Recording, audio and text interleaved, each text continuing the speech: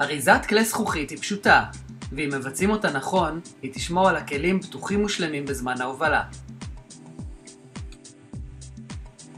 תחילה, נצטרך מספר חומרי עבודה חשובים כדי להתחיל.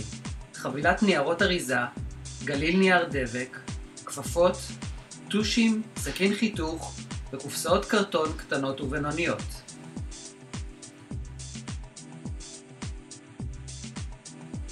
נתחיל בהדבקה של תחתית הקופסה.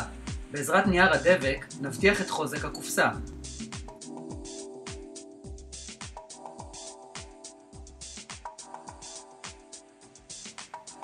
לפני שנתחיל במלאכת האריזה, נניח נייר אריזה מקומט לריפוד תחתית הקופסה. אריזה של כוסות וספלים פשוטה מאוד. נניח את הספל על פינת נייר האריזה הקרובה ביותר אלינו. נכרוך את הנייר סביב הספל ונמעך את הקצוות. נגלגל את הנייר כך שיעטוף לגמרי את הספל. נניח את הספל בתוך הקופסה. אם יש לנו כמות רבה של כלים, הנה טיפ שיוכל לסייע לחסוך מקום.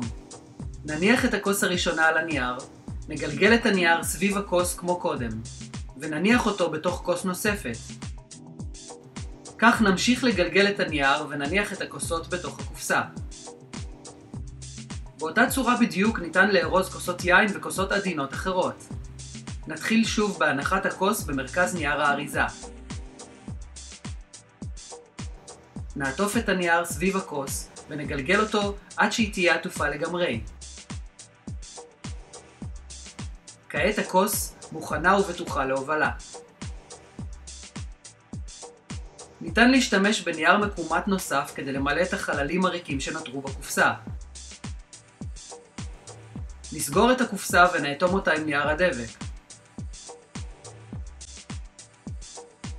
לא נשכח כמובן לכתוב עליה את הכיתוב המתאים. בהצלחה!